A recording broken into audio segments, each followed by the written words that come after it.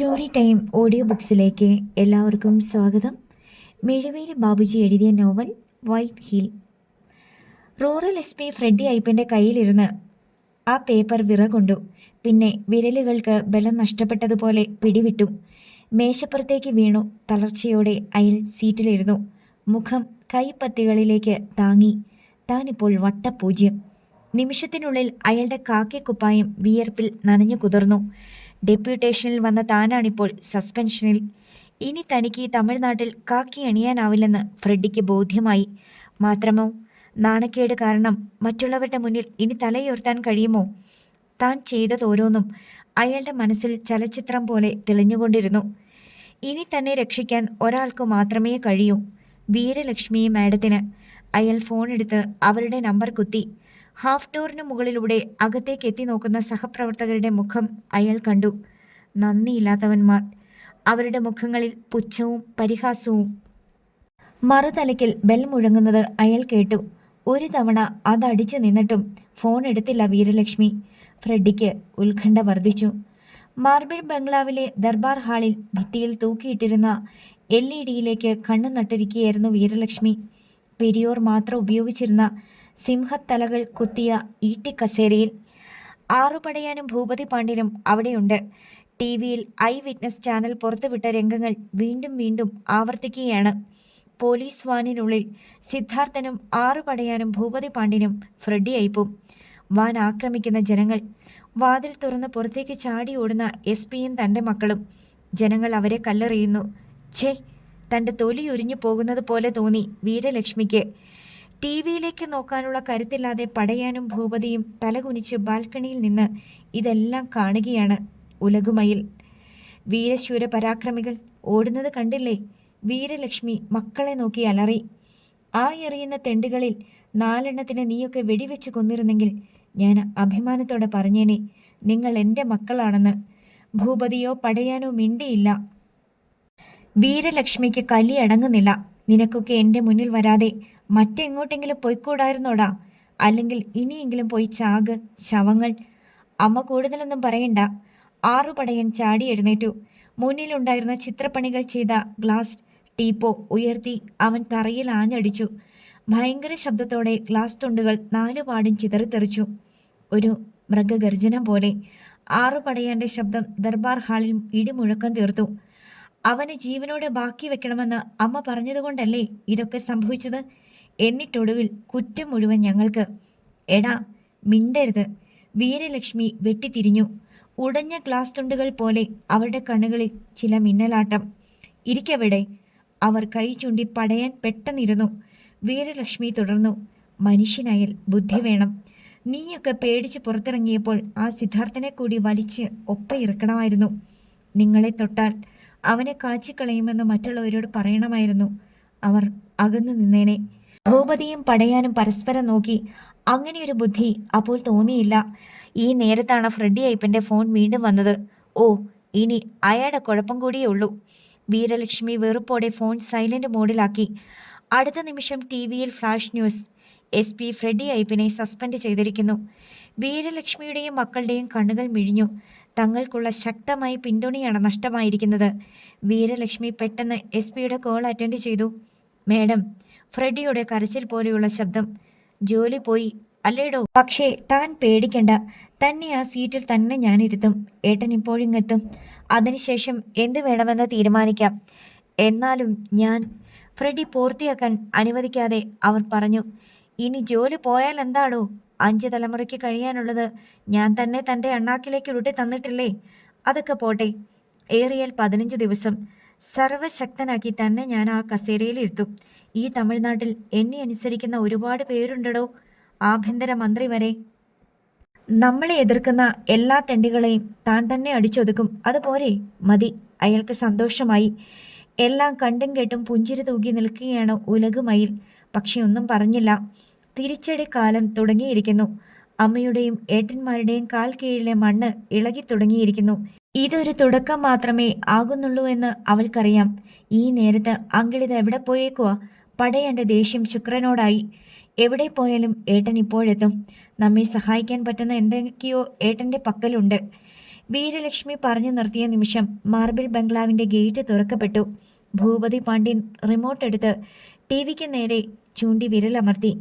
Drive വേയിലൂടെ അകത്തേക്ക് പാഞ്ഞു വരുന്ന AC മിനി ബസിൻ്റെ ചിത്രം അതിൽ തെളിഞ്ഞു. അങ്കിൾ ഈ ബസ്സുമായിട്ടെന്താ? ഭൂപതി പിറുവിറുത്തു. ആദ്യത്തെ പോർച്ചിൽ വന്ന ബസ് നിന്നതും കടന്നലുകൾ പാഞ്ഞു വരുന്നത് പോലെ 15 പേരടങ്ങുന്ന സെക്യൂരിറ്റിക്കാർ പാഞ്ഞെത്തി ബസ് വളഞ്ഞു. ബസ്സിൻ്റെ വാതിൽ തുറന്ന് ആദ്യം പുറത്തിറങ്ങിയത് ശുക്രനാണ്. ഇങ്ങോട്ടിറങ്ങിനടി. അവിടെ നിന്നുകൊണ്ടയാൾ ബസ്സിനുള്ളിലേക്ക് നോക്കി അലറി. ടിവിയിലേക്ക് നോക്കിയിരുന്ന വീരലക്ഷ്മിയുടെയും മക്കളുടെയും പുരുകങ്ങൾ ചുളിഞ്ഞു. ബസ്സിൽ നിന്ന് അറച്ചറച്ച് കുറേ സ്ത്രീകൾ ഇറങ്ങുന്നു, ബാഗുകളും മറ്റുമായി. ഏതോ അത്ഭുത ലോകത്തിലെത്തിയതുപോലെ അവർ അമ്പരന്ന് ചുറ്റും നോക്കുകയാണ്. വിസ്മയുടെയും രാധികയുടെയും കാജലിൻ്റെയും രൂപം കണ്ടപ്പോൾ ആറുപടയാൻ്റെ കണ്ണുകൾ വല്ലാതൊന്നു വെട്ടി. ഏട്ടനെന്താ ഇവരെയും കൊണ്ട് തീർത്ഥാടനത്തിന് പോയതാണോ? വീരലക്ഷ്മിക്ക് ആ കാഴ്ച ഒട്ടും രസിച്ചില്ല. ഉലകുമയിലിൻ്റെ മുഖത്ത് ഒരു വിസ്മയം മിന്നി. ഇങ്ങോട്ട് കയറി വാ. സിറ്റൗട്ടിലേക്ക് കയറിക്കൊണ്ട് ശുക്രൻ കൽപ്പിച്ചു. സ്ത്രീകൾ മടിച്ചു. പേടിയോടെ സെക്യൂരിറ്റിക്കാരെ നോക്കി. വരാനല്ലേടി പറഞ്ഞത്? അതോ അവന്മാർ നിങ്ങളെ ഇങ്ങോട്ട് വലിച്ചിറക്കണോ? സെക്യൂരിറ്റിക്കാർ അല്പം കൂടി മുന്നോട്ടെടുത്തു. വിസ്മയ അവരെ ശ്രദ്ധിച്ചു. മനുഷ്യത്വം ഒട്ടും ഇല്ലാത്ത മുഖങ്ങൾ. വാ അമ്മേ. ധൈര്യം സംഭരിച്ച് ആദ്യം പടി കയറിയത് വിസ്മയയാണ്. പതർച്ചയോടെ മറ്റുള്ളവരും. മുന്നിലെ വാതിൽ തനിയെ നിരങ്ങി മാറിയപ്പോൾ അവർക്ക് വീണ്ടും അമ്പരപ്പായി. ഇത്തരം ഒരു വീടും സംവിധാനങ്ങളും അവർ ആദ്യം കാണുകയാണ്. ശുക്രൻ അകത്ത് കയറി. വീരലക്ഷ്മിയുടെ കൂർത്ത നേട്ടത്തെ ഒരു പുഞ്ചിരിയോടെയാണ് അയാൾ നേരിട്ടത്. സ്ത്രീകളും AC-യുടെ തണുപ്പിലേക്ക് കയറി. പുരാണ സീരിയലുകളിലെ കൊട്ടാരങ്ങളുടെ ഉൾക്കാഴ്ച പോലെ തോന്നി അവർക്ക്. വിശാലവും വിലപിടിപ്പുള്ളതുമായ ഫർണിച്ചറുകളും നിറഞ്ഞ ഹാൾ. ഇരുവശത്തു കൂടിയും മുകൾ നിലയിലേക്ക് പോകാവുന്ന വളഞ്ഞ് വീതിയേറിയ കോണിപ്പടികൾ. ജീവിതത്തിൽ ഇന്നുവരെ നേരിൽ ദർശിച്ചിട്ടില്ലാത്ത അലങ്കാരങ്ങളും ആഡംബര വിളക്കുകളും. മ്യൂസിയത്തിൽ കയറിയതുപോലെ അവർ ചുറ്റും നോക്കുകയാണ്. ഉലകുമയിലിൻ്റെ കണ്ണുകൾ പെൺകുട്ടികളിലായിരുന്നു. നല്ല ഓമനത്തം തോന്നിക്കുന്ന സുന്ദരികൾ. കണ്ണുകളിൽ മാൻപേടകളിലേതുപോലെയുള്ള ഭയത്തിൻ്റെ പിടപ്പ്. പിന്നിൽ വാതിൽ സ്വയം അടഞ്ഞപ്പോൾ കമലവും വസുമതിയും ഞെട്ടിത്തിരിഞ്ഞു. ലക്ഷ്മി, നിനക്ക് അതിഥികളുണ്ട്. ശുക്രൻ ഒച്ചത്തിൽ ചിരിച്ചു. പക്ഷേ വീരലക്ഷ്മിയുടെ മുഖം കൂടി. ആരാ ഏട്ടാ ഈ ചന്തകള്? അത് കേട്ട് സ്ത്രീകൾ അവരെ തുറച്ചു നോക്കി. കമലത്തിൻ്റെ മിഴികൾ ഒരു വട്ടം അവരുടെ മുഖത്ത് തറഞ്ഞു. ഓർമ്മയിൽ എവിടെയോ മറഞ്ഞു കിടക്കുന്ന ഒരാളെ പോലെ തോന്നി. നിനക്കിവളെ മനസ്സിലായില്ലേ ലക്ഷ്മി? ഇത് ചന്ദ്രശേഖരൻ്റെ ഭാര്യ കമലം. ഇവർ പെൺമക്കൾ രാധികയും കാജലും. പിന്നെ ഇവർ ചന്ദ്രശേഖരൻ്റെ സഹോദരിയും മകളും വസുമതിയും വിസ്മയും. സിദ്ധാർത്ഥനുമായി വിസ്മയുടെ വിവാഹം പറഞ്ഞു വെച്ചിരിക്കുകയാണ്. വീരലക്ഷ്മിയുടെ ഉള്ളിൽ ഒരു കുളിർക്കാറ്റ് വീശി. ശുക്രേട്ടൻ പറഞ്ഞ തുറുപ്പു ചീട്ടുകൾ. അവരുടെ മനസ്സിൽ പകയുടെ കരിമൂർക്കൻ ഭണം വിടർത്തി. തൻ്റെ അവകാശങ്ങൾ ചോദ്യം ചെയ്യുന്ന കൂട്ടങ്ങൾ. ഭൂപതി പാണ്ഡ്യനും 6 പടയാനും പരസ്പരം നോക്കി. അവർക്ക് കാര്യം പിടികിട്ടി. പടയാൻ്റെ നോട്ടം വിസ്മയിലായിരുന്നു. എന്തൊരു സൗന്ദര്യമാണ് ഇവൾക്കെന്ന് അവൻ ഓർത്തു. ബാൽക്കണിയിൽ നിന്നിരുന്ന ഉലകുമയിൽ രാധികയെയും കാജലിനെയും ശ്രദ്ധിച്ചു. തൻ്റെ സഹോദരങ്ങൾ. അവൾക്ക് അഭിമാനം തോന്നി. അടുത്ത നിമിഷം ഉലകുമയിൽ ഒന്ന് കിടുങ്ങി. ഇനി ഇവരുടെ ഭാവി എന്തായിത്തീരും? അപ്പോൾ വീരലക്ഷ്മി ശുക്രൻ്റെ അടുത്ത് ശബ്ദം താഴ്ത്തി. എന്തിനാ ഇവറ്റകളെ ഇങ്ങോട്ട് കൊണ്ടുവന്നത്? വേറെ എവിടെയെങ്കിലും പോരായിരുന്നോ? പാടില്ല വീരലക്ഷ്മി. എൻ്റെ പിന്നാലെ പോലീസ് ഉണ്ടായിരുന്നു, കുമളി വരെ. ഈ ബംഗ്ലാവിലല്ലാതെ മറ്റെവിടെയാണെങ്കിലും പോലീസ് ഇവരെ രക്ഷപ്പെടുത്തി എന്നിരിക്കും. ഇവിടെ ആകുമ്പോൾ ഒരുത്തനും കയറത്തില്ല. അത് നേരാണെന്ന് വീരലക്ഷ്മി സമ്മതിച്ചു. അവരെ തന്നെ ശ്രദ്ധിച്ചു നിന്ന കമലം വസുമതിയോട് പറഞ്ഞു. എനിക്ക് അവളെ എവിടെയോ വെച്ച് കണ്ട ഓർമ്മ വരുന്നു. പക്ഷേ അവർ പൂർത്തിയാക്കും മുമ്പേ വീരലക്ഷ്മി മുന്നോട്ട് കുതിച്ചു. ചന്ദ്രശേഖരൻ്റെ ഭാര്യ? സിദ്ധാർത്ഥൻ്റെ അമ്മ അല്ലേടി? ആ ചോദ്യം പോലും കമലത്തെ നടുക്കി. കമലം തലയാട്ടി. പൊടുന്നനെ അവരുടെ ഉള്ളിൽ ഇടിമിന്നൽ പോലെ ചില ചിത്രങ്ങൾ തെളിഞ്ഞു. തൻ്റെ വിവാഹത്തിന് മുമ്പും പിമ്പും ചന്ദ്രേട്ടൻ്റെ പിന്നാലെ നടന്നിരുന്ന ആ അഭിസാരികയുടെ രൂപം. ശുക്രേട്ടനോടുള്ള അടുപ്പവും കടപ്പാടും കാരണം ചന്ദ്രേട്ടൻ ഒഴിഞ്ഞുമാറി നടക്കുകയായിരുന്നു. പെട്ടെന്നായിരുന്നു കമലത്തിൻ്റെ മറുചോദ്യം. നീ രാജമ്മയല്ലേ താഴത്തങ്ങാടിയിലെ ശുക്രേട്ടൻ്റെ പെങ്ങള്? എടീ! അലർച്ചയോടെ വീരലക്ഷ്മി കൈവീശി അവരുടെ കരണത്തടിച്ചു. പടക്കം പൊട്ടുന്ന ഒച്ചയിൽ. രാജമ്മയോ? ഇന്ന് ഞാൻ വീരലക്ഷ്മിയാടി. ഇനി മേലിൽ എന്നെ നീ എന്ന് വിളിച്ചാൽ കോൾ മീ മാഡം. കവിൾ പൊത്തി പകച്ചുപോയി കമലം. മറ്റുള്ളവരും. പടയാനേ, ഭൂപതി, വീരലക്ഷ്മി ചീറി. വലിച്ചകത്തെ മുറിയിലിടടാ ഇവറ്റകളെ. പടയാനും ഭൂപതിയും പാഞ്ഞു വന്നു. നടക്കങ്ങോട്ട്. സ്റ്റെയർ കേസിനടിയിലൂടെ അവർ സ്ത്രീകളെ അകത്തേക്ക് കൊണ്ടുപോയി. ഏതോ തടവറയിലേക്കെന്നവണ്ണം. കമലം ഒരിക്കൽ കൂടി വീരലക്ഷ്മിയെ തിരിഞ്ഞു നോക്കി. അറപ്പോടും വെറുപ്പോടും അവജ്ഞയോടും. വീരലക്ഷ്മി ശുക്രനെ നോക്കി പുഞ്ചിരിച്ചു. ഏട്ടൻ പോയത് ഇതിനാണെന്ന് ഞാൻ അറിഞ്ഞില്ല. ഇനി സിദ്ധാർത്ഥൻ നമ്മൾ പറയുന്നതിൽ ഒരടി മുന്നോട്ട് പോകില്ല. അവർ സഹോദരന്റെ കൈ പിടിച്ച് ആഹ്ലാദത്തോടെ അമർത്തി. നേരം സന്ധ്യയായി. CKS ഹോസ്പിറ്റലിൽ DYSP യാസിർ അഹമ്മദും സംഘവും അപ്പോഴും ഉണ്ടായിരുന്നു. മാനേജർ രാജഗുരുവും. അഡ്വക്കേറ്റ് ദൈവശിഖാമണി മടങ്ങിപ്പോയിരുന്നു. വിവരമറിഞ്ഞ തൊഴിലാളികൾ പിന്നെയും പിന്നെയും വന്നുകൊണ്ടിരുന്നു. ക്വാറിയിൽ പണി അവസാനിച്ചതോടെ ഹോസ്പിറ്റൽ പരിസരം തൊഴിലാളികളുടെ പ്രളയമായി. 4 പേരുടെ ബ്ലഡ് സിദ്ധാർത്ഥന് വേണ്ടി എടുത്തു. ഇടയ്ക്കിടെ ഡോക്ടർമാർ പുറത്തു വന്നു. സിദ്ധാർത്ഥന്റെ വിവരം രാജഗുരുവിനെയും പോലീസിനെയും മറ്റും അറിയിച്ചുകൊണ്ടിരുന്നു. അവന് സ്വബോധം വീണ്ടു കിട്ടിയെന്നും പ്രഥമ ദൃഷ്ട്യാ ഫ്രാക്ചറുകൾ ഒന്നുമില്ലെന്നും അറിഞ്ഞപ്പോൾ ഏവർക്കും സന്തോഷമായി. ഉള്ളിൽ ചതവോ നീർക്കെട്ടോ ഉണ്ടോ എന്നറിയാൻ അടുത്ത ദിവസം സ്കാൻ ചെയ്യണം. പക്ഷേ സിദ്ധാർത്ഥൻ അതിക്രൂരമായ മർദ്ദനത്തിനാണ് ഇരയായിരിക്കുന്നതെന്ന് ഡോക്ടർമാർ സമ്മതിച്ചു. അവൻ്റെ ആത്മബലം കൊണ്ടാണ് ഇപ്പോഴും ഇങ്ങനെ ഇരിക്കുന്നതെന്നും. റിസപ്ഷൻ കൗണ്ടറിനരികിൽ ഉള്ള TV-യിലൂടെ ജനങ്ങളും SP ഫ്രെഡി ഐപ്പിൻ്റെ സസ്പെൻഷൻ വാർത്ത അറിഞ്ഞിരുന്നു. ഇനി കമ്പനിക്കാരുടെ അഹങ്കാരം കുറയും. ഫ്രെഡി ഐപ്പായിരുന്നു അവരുടെ ഒരു പ്രബലമായ ആയുധം, രാജഗുരു പറഞ്ഞു. പക്ഷേ എനിക്ക് മനസ്സിലാകാത്ത ഒരു കാര്യം, IG അവരുടെ ആളായിരുന്നിട്ടും അയാൾ ഫ്രെഡിയെ കൈയൊഴിഞ്ഞത് എന്തിനാണെന്നാ. അതിനുള്ള ഉത്തരം യാസിർ അഹമ്മദിൻ്റെ പക്കലുണ്ടായിരുന്നു. ഇവിടത്തെ പ്രതിപക്ഷ കക്ഷികൾ പ്രതികരിച്ചു തുടങ്ങിയത് ഇടയ്ക്ക് ചാനലിൽ കണ്ടിരുന്നു. അത് തന്നെ കാര്യം. സംഗതി കൂടുതൽ വഷളായാൽ അടുത്തു വരുന്ന ലോക്സഭാ തെരഞ്ഞെടുപ്പിൽ ഈ മണ്ഡലത്തിലെങ്കിലും തിരിച്ചടിയുണ്ടാകും. അത് ഭരണകക്ഷിക്കറിയാം. അതൊഴിവാക്കാൻ അവർ തങ്ങളുടെ ഭാഗം ക്ലീനാക്കി. That's all. യാസിർ ഒന്ന് നിർത്തി.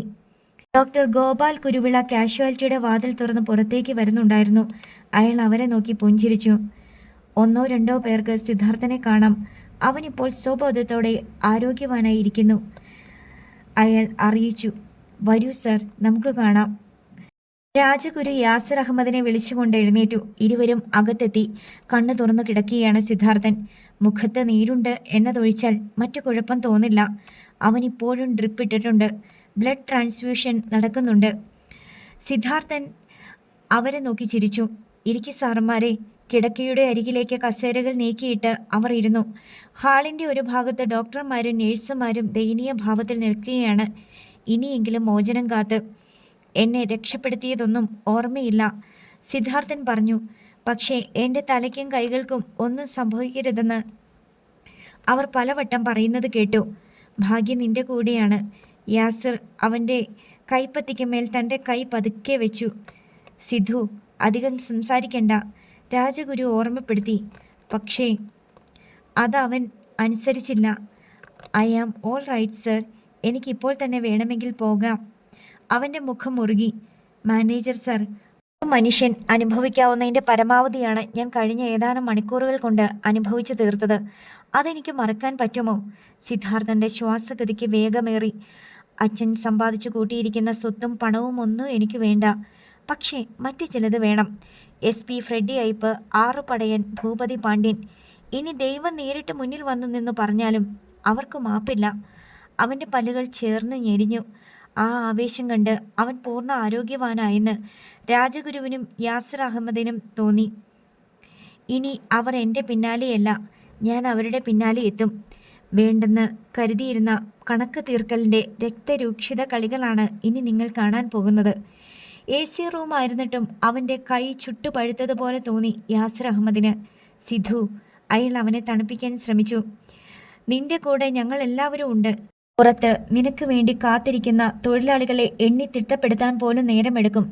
ചോരയിൽ കുതിർത്ത ഒരു പ്രതികാരത്തിലൂടെ നീ എന്നെന്നും ഇരുമ്പുഴിക്കുള്ളിലാകാൻ ഞങ്ങൾ വിടില്ല.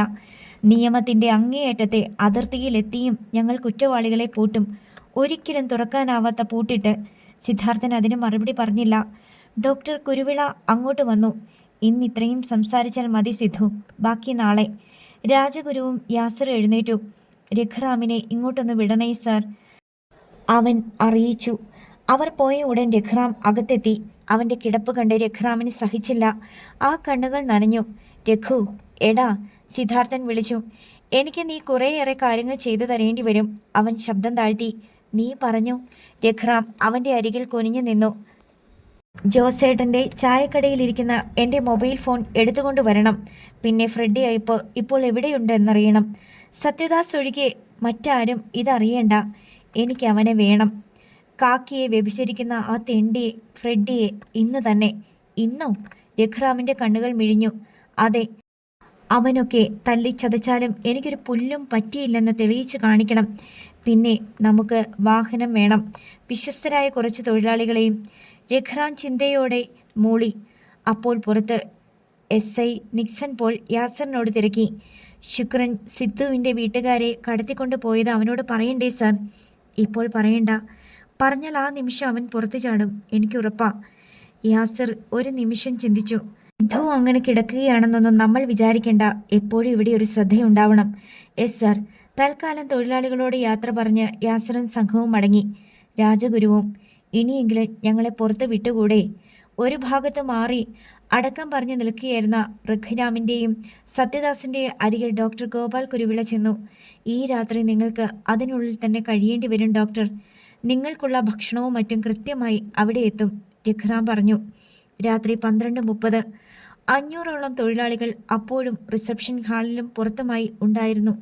സിദ്ധാർത്ഥൻ്റെ ബ്ലഡ് ട്രാൻസ്ഫ്യൂഷനും ഡ്രിപ്പും നിർത്തിയിരുന്നു. രഘുറാം അകത്ത് കടന്നു. സിദ്ധാർത്ഥനോട് ശബ്ദം താഴ്ത്തി എന്തോ സംസാരിച്ചു. സിദ്ധാർത്ഥൻ പെട്ടെന്ന് എഴുന്നേറ്റു. അവൻ ഡോക്ടർ ഗോപാലിനെ അടുത്ത് വിളിച്ചു.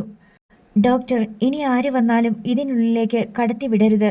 എന്നെ രാവിലെ കണ്ടാൽ മതിയെന്ന് പറയണം. ഞാനിപ്പോൾ മറ്റാരും അറിയാതെ പോവുകയാണ്. നേരം പുലരും മുമ്പ് മടങ്ങിയെത്തും. ഈ രാത്രിയിലോ? എവിടേക്ക്? ഗോപാലിന് പിടികിട്ടിയില്ല. സിദ്ധാർത്ഥൻ കൈ ഉയർത്തി. ചോദ്യങ്ങൾ വേണ്ട. ഈ അവസ്ഥയിൽ തന്നെയാണ് എനിക്ക് പോകേണ്ടത്. ഡോക്ടർ മിഴിച്ചു നിൽക്കുമ്പോൾ സിദ്ധാർത്ഥൻ രഘുറാമിനെയും കൂട്ടി മറ്റൊരു വാതിൽക്കിലേക്ക് നടന്നു. അവിടത്തെ വാതിൽ തുറന്ന് പുറത്തേക്കുള്ള ഇടനാഴിയിലേക്ക് ഇറങ്ങി. സത്യദാസ് ഈ നേരത്ത് തൊഴിലാളികൾക്ക് ചില നിർദ്ദേശങ്ങൾ നൽകി. എല്ലാവരും ഇവിടെ തന്നെ ഉണ്ടാവണം. പോലീസ് വന്നാൽ പോലും അകത്തേക്ക് കയറ്റണ്ട. റോഡിൽ 2 ക്വാളിസ് വാനുകൾ കാത്തുകിടന്നിരുന്നു. സിദ്ധാർത്ഥൻ പറഞ്ഞതനുസരിച്ച് രാജഗുരുവുമായി ബന്ധപ്പെട്ട് ഏർപ്പാടാക്കിയത്. സിദ്ധാർത്ഥനും രഘുറാമും സത്യദാസും ഒന്നിൽ കയറി. ഇരുളിൽ കാത്തു നിന്നിരുന്ന 5 തൊഴിലാളികളും. രണ്ടാമത്തെ വാനിൽ 10 പേർ നേരത്തെ കയറിയിരുന്നു. പോകാം, അവൻ പറഞ്ഞയുടൻ 2 വാഹനങ്ങളും ഇരുളിനെ തുളച്ചു കുതിച്ചു. എന്നാൽ ഹോസ്പിറ്റൽ പരിസരത്ത് തന്നെ ഉണ്ടായിരുന്ന ഹെഡ് കോൺസ്റ്റബിൾ കുമാരൻ യാസർ അഹമ്മദിനെ വിവരം അറിയിക്കുകയും ഇരുളിൽ മറഞ്ഞു കിടന്നിരുന്ന സുമോയിൽ കയറി ക്വാളീസുകൾക്ക് പിന്നാലെ പോവുകയും ചെയ്തു. ഫ്രെഡി അയ്യപ്പ് എവിടെയുണ്ടെന്ന് നിങ്ങൾ കൃത്യമായി അറിഞ്ഞതെങ്ങനെയാ?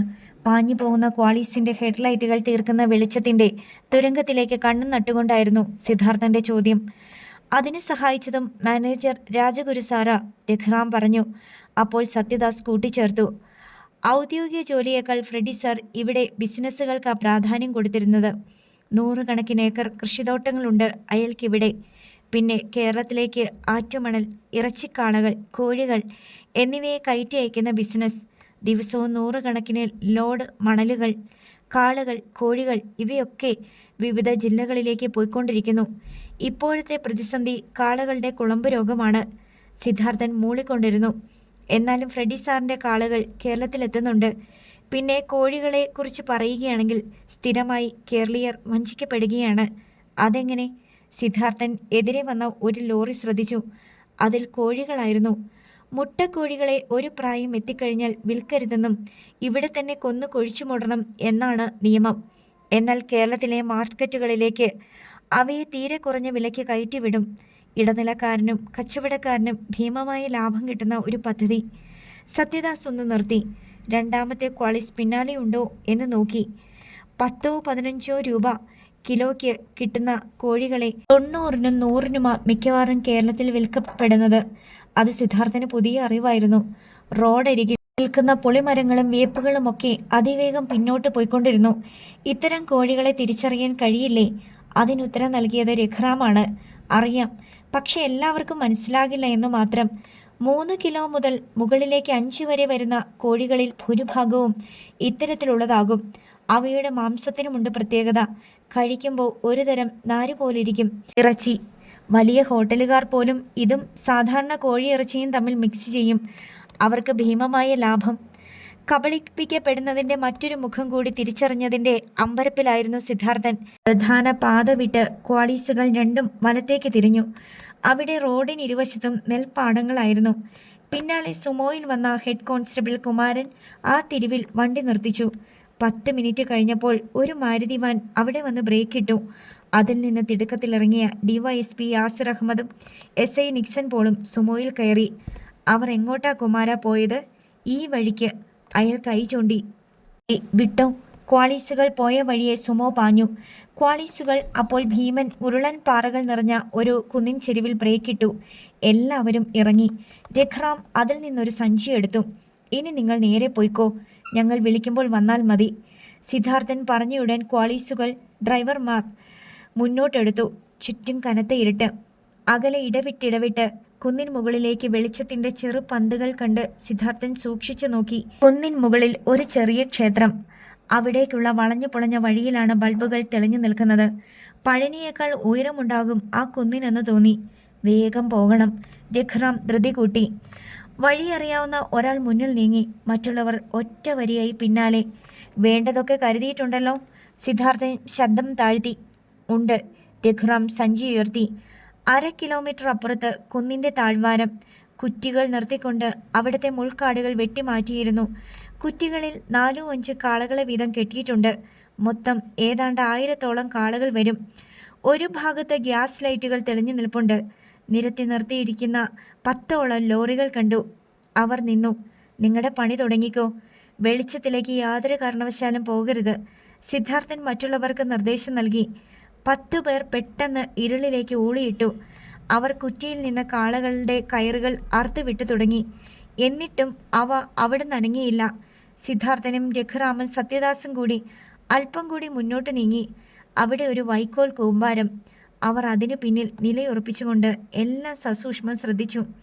ഇനി നമ്മൾ ഏറെ സൂക്ഷിക്കണം. ഇവിടെ എത്ര പേർ ഉണ്ടെന്നോ അവരുടെ ആയുധബലം എന്തെന്നോ നമുക്കറിഞ്ഞുകൂടാ. അപ്രതീക്ഷിതമായി വേണം നമ്മൾ ഫ്രെഡി സാറിൻ്റെ മുന്നിലെത്താൻ. സിദ്ധാർത്ഥൻ അപ്പുറത്തേക്ക് എത്തി നോക്കി. ഒരു ചെരിഞ്ഞ പാറയിലൂടെ ലോറികളിലേക്ക് കാളകളെ കയറ്റി നിറയ്ക്കുകയാണ് കുറച്ചുപേർ. നിറഞ്ഞ ലോറിയിലുള്ള കാളകളുടെ പുറത്ത് അഭ്യാസിയെപ്പോലെ ഒരു മനുഷ്യൻ മുന്നോട്ട് നീങ്ങുന്നു. പിന്നെ മടിയിൽ നിന്ന് ഒരു ക്യാരറ്റോളം വലുപ്പമുള്ള മുളകുകൾ എടുക്കുന്നു. അവ ഉടച്ച് കാളകളുടെ കണ്ണിൽ തേക്കുന്നു. കാളകൾ വല്ലാതെ പിടയുകയും അമറുകയും ചെയ്യുന്നുണ്ട്. എന്നാൽ പരസ്പരം കെട്ടിമുറുക്കിയിരിക്കുന്നതിനാൽ അവയുടെ പ്രതിഷേധം അത്രയും കൊണ്ട് അവസാനിക്കുകയാണ്. കാളകൾ ഉറങ്ങാതിരിക്കാൻ വേണ്ടിയാണ് ഇങ്ങനെ ചെയ്യുന്നത്. സത്യദാസ് പിറുപിറുത്തു. ദുഷ്ടന്മാർ. കൊല്ലാൻ കൊണ്ടുപോകുന്ന നേരത്തെങ്കിലും ഇവറ്റകളോട് ഇത്തിരി കരുണ കാണിച്ചുകൂടി. സിദ്ധാർത്ഥന് അമർഷം വന്നു. ആദ്യം ഇവന്മാരുടെ കണ്ണുകളിലാണിത് തേക്കേണ്ടത്. ഇതുപോലെ പിടിച്ചു കെട്ടിയിട്ട്. കാളകളുടെ കയർ അറുത്തു വിട്ടിട്ട് തൊഴിലാളികൾ മടങ്ങിയെത്തി. അപ്പോൾ പനയോല മേഞ്ഞ ഷെഡിൽ ഇരിക്കുകയായിരുന്നു ഫ്രെഡി അയ്പും SI സോളാർ ശങ്കറും കോൺസ്റ്റബിൾ നാസറും. ഫ്രെഡി മറ്റുള്ളവരോട് പറയുകയായിരുന്നു, തൽക്കാലം നഷ്ടപ്പെട്ടു പോയ തൊപ്പി ഞാൻ തിരിച്ചെടുത്ത് ധരിക്കും. എന്നാലും അവൻ സിദ്ധാർത്ഥൻ കാരണമാണ് ഇതൊക്കെ ഉണ്ടായതെന്നോർക്കുമ്പോൾ അവൻ്റെ ആയുസ് തീർന്നതാ സാറേ. മദ്യലഹരിയിൽ കുഞ്ഞിരിക്കുകയായിരുന്ന സോളാർ ശങ്കർ തലയുയർത്തി. യഥാർത്ഥത്തിൽ അവൻ പെരിയോരുടെ മോൻ തന്നെ അല്ലേ ശങ്കറെ? ഫ്രെഡി ഒരു സിഗരറ്റ് കത്തിച്ചു. ഉറപ്പ്. ഫ്രെഡി തല കുടഞ്ഞു. ആ പുല്ലനെങ്ങാനും കമ്പനി തിരിച്ചു പിടിച്ചാൽ പിന്നെ ജീവിച്ചിരിക്കേണ്ട കാര്യമുണ്ടോ? ശങ്കർ മറുപടി പറയും മുമ്പ് ലോറികൾക്കിടയിലൂടെ ഒരാൾ അവരുടെ മുന്നിലെത്തി. കേറ്റി കഴിഞ്ഞോടാ? ഫ്രെഡി തിരക്കി. ആമ സാർ. ശരി. 5 എണ്ണം ബോഡിമെട്ട് വഴിയും 5 എണ്ണം ആര്യങ്കാവ് വഴിയും പോകണം. ഞാൻ വിളിച്ചു പറഞ്ഞിട്ടുണ്ട്. ഡോക്ടർ സർട്ടിഫിക്കറ്റും ചെക്ക് പോസ്റ്റിൽ നിന്ന് കിട്ടും. ശരി സാർ. അയാൾ പിൻവാങ്ങി. കുളമ്പ് രോഗം വരുത്തിയ ഒരു ബുദ്ധിമുട്ടി. എത്ര അവന്മാരുടെ അണ്ണാക്കിലോട്ട് നോട്ട് തിരികിയാൽ പറ്റുമെന്നറിയാമോ? ഫ്രെഡിക്ക് കലി വന്നു. 2 മിനിറ്റിനുള്ളിൽ ഒന്നിനു പിന്നാലെ ഒന്നായി 10 ലോറികളും അകന്നുപോയി. സിദ്ധാർത്ഥൻ രഘുറാമിന് നേരെ തിരിഞ്ഞു. നമ്മുടെ നേരമായി. തുടങ്ങിക്കോ. രഘുറാം സഞ്ചി താഴെ വെച്ചു. അതിൽ നിന്ന് ഗുണ്ടുകൾ എടുത്ത് കുറേ പേരെ ഏൽപ്പിച്ചു. സത്യദാസ് ലൈറ്റർ തെളിച്ചു. ഗുണ്ടുകളുടെ തിരിയിലേക്ക് തീ പടർന്നു. ഫ്രെഡി എന്തോ പറയാൻ ഭാവിക്കുകയായിരുന്നു. അടുത്ത നിമിഷം താഴ്വരയെ നടുക്കിക്കൊണ്ട് ഗുണ്ടുകൾ പൊട്ടി. ഫ്രെഡിയും ശങ്കറും നാസറും ഞെട്ടിപ്പിടഞ്ഞ് ചാടി എണീറ്റു. മാൻകൂട്ടത്തിനിടയിലേക്ക് സിംഹങ്ങൾ ചാടി വീണതുപോലെ കെട്ടറുത്ത് വിട്ടിരുന്ന കാളകൾ നാലുപാടും ചിതറിപ്പാഞ്ഞു. പടലങ്ങൾ ഇളകി. ചില കാളകൾ ഷെഡിനുള്ളിലേക്ക് പാഞ്ഞു കയറി. നാസർ കാളയുടെ ഇടിയേറ്റ് തെറിച്ചു വീണു. എടാ! ആരോടെന്നില്ലാതെ ഫ്രെഡി അലറി. സിദ്ധാർത്ഥന്റെ ഒപ്പമുണ്ടായിരുന്ന തൊഴിലാളികളിൽ ചിലർ അവിടെ കാളകളെ നോക്കാൻ നിന്നിരുന്നവരുടെ നേർക്ക് പാഞ്ഞു പോയി കഴിഞ്ഞിരുന്നു. ഫ്രെഡി അയ്പിന് അപകടം മണത്തു. അയാൾ റിവോൾവർ വലിച്ചെടുത്തു. പക്ഷേ മുതുകിൽ ഒരു കാള വന്നിടിച്ചതുപോലെ അയാൾ ബെഡിൽ നിന്ന് പുറത്തേക്ക് തെറിച്ചു വീണു. റിവോൾവർ പിടിവിട്ടു പോയി. ഫ്രെഡി അയ്പ് വെട്ടിത്തിരിഞ്ഞു. ആ ക്ഷണം അയാളുടെ നെഞ്ചിൽ ഒരു കാൽ ആഞ്ഞമർന്നു. ഗ്യാസ് ലൈറ്റിന്റെ വെളിച്ചത്തിൽ തൻ്റെ ശത്രുവിൻ്റെ മുഖം കണ്ട് അയാൾ കിടുങ്ങിപ്പോയി. സിദ്ധാർത്ഥൻ! എടാ! ഫ്രെഡി എഴുന്നേൽക്കാനാഞ്ഞു. അനങ്ങരുത്! സിദ്ധാർത്ഥൻ കൈ ചൂണ്ടി. രഘുറാമും സത്യദാസും കുതിച്ചു വന്നു. അവർ സോളാർ ശങ്കറേയും നാസറേയും അടിച്ചു പുറത്തേക്കിട്ടു. മറ്റു തൊഴിലാളികൾ അവരെ വലിച്ചിഴച്ച് കാളകളെ കെട്ടിയിരുന്ന കുറ്റിയിൽ കെട്ടിയിട്ടു. സിദ്ധാർത്ഥൻ്റെ കാൽ തട്ടിക്കളഞ്ഞ് ഫ്രെഡി അയ്പ് ചാടി എഴുന്നേറ്റു. പക്ഷേ സിദ്ധാർത്ഥൻ കൈ ചുരുട്ടി ഒറ്റയിടി. മൂക്കിനും വായ്ക്കുമിടയിൽ. അയാൾ വീണ്ടും വൈക്കോലും ചാണകവും കുഴഞ്ഞ് കിടന്നിരുന്നതിന് മീതേക്ക് വീണു. ഭാസി, ദൊയ്യോ, മര്യാദാസേ! ഫ്രെഡി അലറി വിളിച്ചു. ഒരുത്തനും വരത്തില്ല സാർ. അവന്മാർ പ്രാണനും കൊണ്ടിപ്പോൾ കുന്നിനപ്പുറം കടന്നു കാണും. സിദ്ധാർത്ഥൻ ചിരിച്ചു. ഫ്രെഡി വീണ്ടും കുതിച്ചുയർന്നു. മൂക്കിലൂടെ ഒഴുകിയ ചോര കൈകൊണ്ട് തുടച്ചു. പിന്നെ സിദ്ധാർത്ഥനെ കൈ വീശിയടിച്ചു. അവൻ അത് തടഞ്ഞുകൊണ്ട് ആ കൈയിൽ പിടിമുറുക്കി. പിന്നെ താഴേക്ക് കുനിഞ്ഞൊന്ന് തിരിഞ്ഞു. ഫ്രെഡിയുടെ തോളെല്ല് പൊട്ടുന്നത് പോലെ ഒരൊച്ച. അയാൾ അലറിപ്പോയി. ആ ശബ്ദം കുന്നിൽ തട്ടി പ്രതിധ്വനിച്ചു. നിന്നെ കൈയും കാലും കെട്ടി കാളകൾക്കിടയിലേക്ക് എറിഞ്ഞു കൊടുക്കാൻ എനിക്കറിയാഞ്ഞിട്ടല്ല ഫ്രെഡി. പക്ഷേ കൊലപാതകം എൻ്റെ രീതിയല്ല. ഗ്യാസ് ലൈറ്റുകളുടെ വെളിച്ചം അവൻ്റെ കണ്ണിൽ തട്ടി വെള്ളി പോലെ തിളങ്ങി. തൊഴിലാളികൾ അവന് പിന്നിൽ നിരന്നു. സിദ്ധാർത്ഥൻ പിടിവിട്ടപ്പോൾ ഒടിഞ്ഞ വാഴത്തട പോലെ ഫ്രെഡിയുടെ വലതു കൈ തൂങ്ങിക്കിടന്നു. ആ പോലീസ് വാനിനുള്ളിൽ വെച്ച്.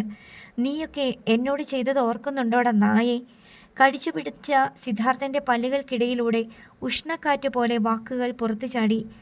അങ്ങനെയൊന്നും എൻ്റെ ആത്മവീര്യത്തെ നശിപ്പിക്കാനാവില്ലെന്ന് നിനക്ക് ബോധ്യമായോ? സോളാർ ശങ്കറും നാസറും ഭയന്ന് നിൽക്കുകയാണ്. സിദ്ധാർത്ഥൻ്റെ കണ്ണുകൾ വട്ടം ചുറ്റി. ഷെഡിൽ കാളകളുടെ കഴുത്തിൽ നിന്ന് അഴിച്ചു വെച്ചിരുന്ന ഓട്ടുമണിമാല അവൻ്റെ നോട്ടത്തിലുടക്കി. ഞൊടിയിടയിൽ രഘുറാം അതെടുത്ത് അവൻ്റെ നേരെ എറിഞ്ഞുകൊടുത്തു. സിദ്ധാർത്ഥൻ അത് പിടിച്ചതും വീശിയൊരടി. ക്ഷേത്രത്തിൽ കൂട്ടമായി മണി മുഴങ്ങുന്നത് പോലെയുള്ള ഒച്ച. പ്രതിരോധിക്കാൻ കഴിയാത്ത ഫ്രെഡിയുടെ വിലാപം. ഇവനെ ഒരു തൂണിലേക്ക് കെട്ടടാ, സിദ്ധാർത്ഥൻ തൊഴിലാളികളോട് കൽപ്പിച്ചു. അവർ ഫ്രെഡിയെ ഷെഡിൻ്റെ തൂണിനോട് ചേർത്ത് കാളക്കയർ കൊണ്ട് കെട്ടി. കനത്ത ചൂടുകളോടെ സിദ്ധാർത്ഥൻ വീണ്ടും അയാൾക്ക് മുന്നിലെത്തി. ഫ്രെഡി, മോനെ! അവൻ ഒരു തെറി വിളിച്ചു.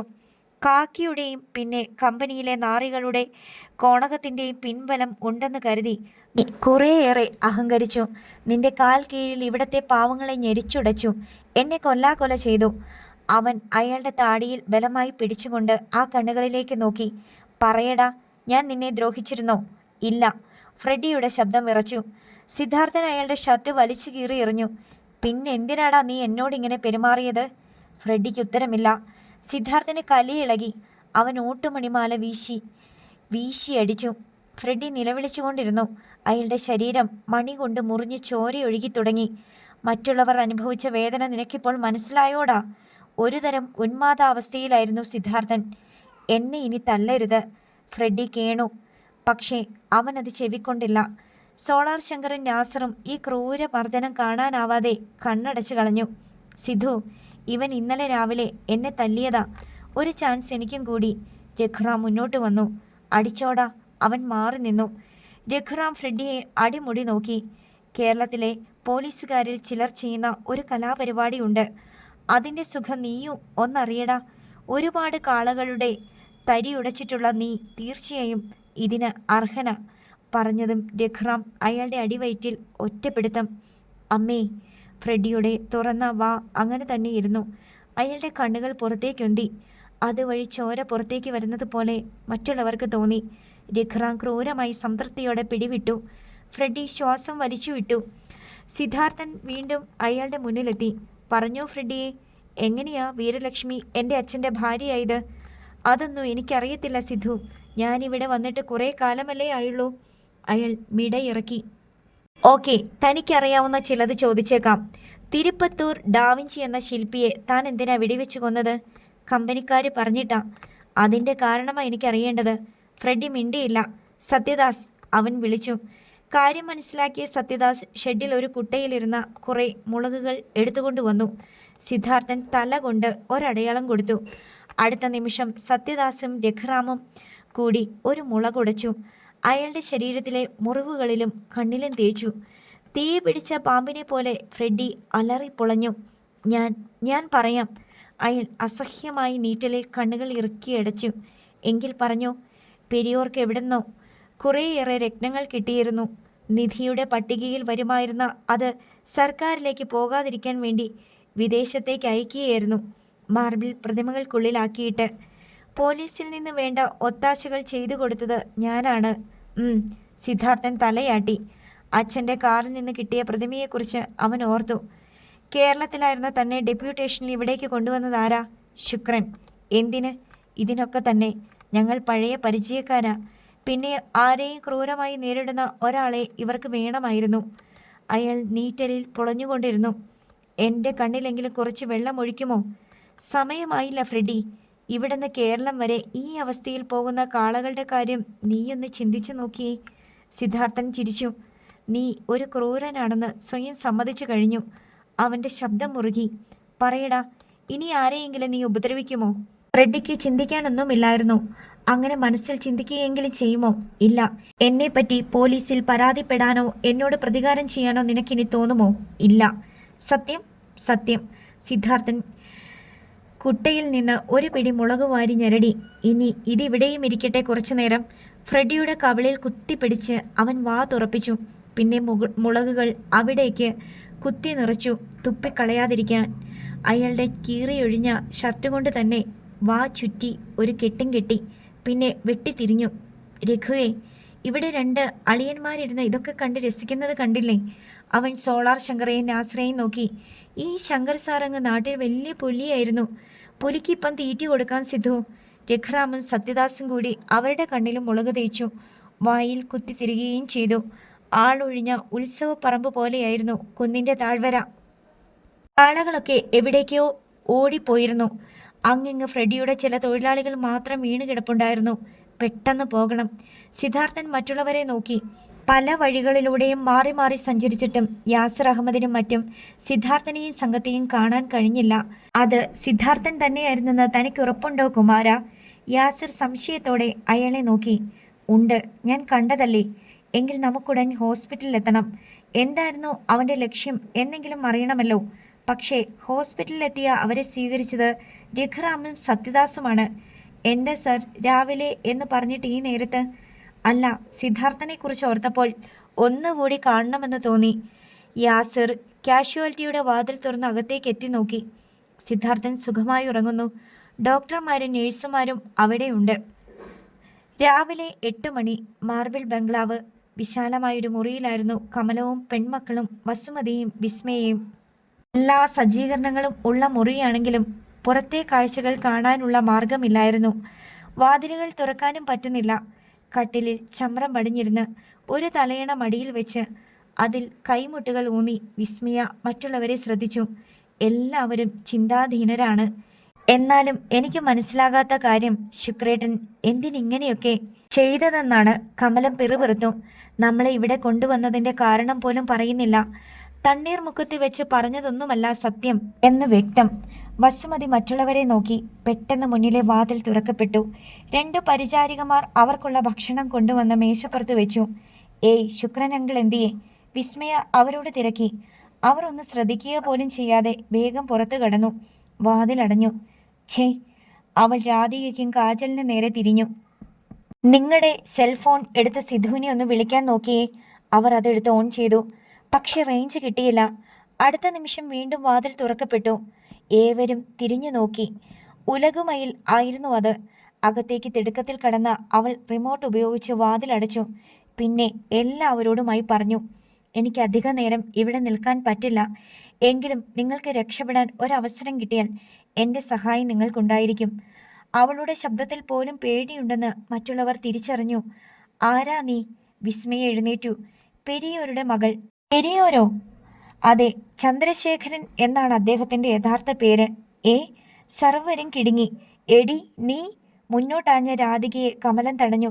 പിന്നെ ഉലകുമയിലിനോട് സംസാരിച്ചു. ഞങ്ങൾക്കൊന്നും മനസ്സിലാകുന്നില്ല. ഉലകുമയിൽ ചുരുങ്ങിയ വാക്കുകളിൽ തനിക്ക് അറിയാവുന്നതും സിദ്ധാർത്ഥൻ ഇവിടെ എത്തിയ ശേഷം ഉണ്ടായതുമൊക്കെ പറഞ്ഞു. പൊടുന്നനെ വീണ്ടും വാതിൽ തുറക്കപ്പെട്ടു. വീരലക്ഷ്മി. ഉലകുമയിൽ വല്ലാതൊന്ന് ഞെട്ടി. അകത്തേക്ക് പാഞ്ഞു വന്ന അവർ മകളുടെ കർണത്തടിച്ചുകൊണ്ട് ചീറി. ഈ ചെറ്റകളുമായി നിനക്കെന്താടീ ബന്ധം? എല്ലാം ഈ ബന്ധുക്കൾക്ക് പറഞ്ഞു കൊടുത്തു അല്ലേ? അവർ കമലത്തിന് നേരെ വെട്ടിത്തിരിഞ്ഞു. നീ അറിഞ്ഞതും കേട്ടതുമൊക്കെ സത്യമാടി. നിന്നെ കിട്ടും മുമ്പേ ചന്ദ്രേട്ടനെ ഞാൻ ഭർത്താവായി കരുതിയതാ. അങ്ങേരുടെ കൂടെ ജീവിക്കണമെന്നത് എൻ്റെ വാശിയായിരുന്നടി. അത് സാധിച്ചു എൻ്റെ ശരീരം കൊണ്ട്. ഇനി ചന്ദ്രശേഖരന് ഒറ്റ ഭാര്യ മാത്രമേ ഉണ്ടായിരുന്നുള്ളൂ എന്ന് കാലം കരുതും. അത് ഞാൻ തന്നെ ആയിരിക്കുകയും ചെയ്യും. നിന്നെയും മക്കളെയും ഇനി ആരും കാണില്ല. കമലത്തിൻ്റെ കണ്ണുകൾ അത് കേട്ട് കത്തി.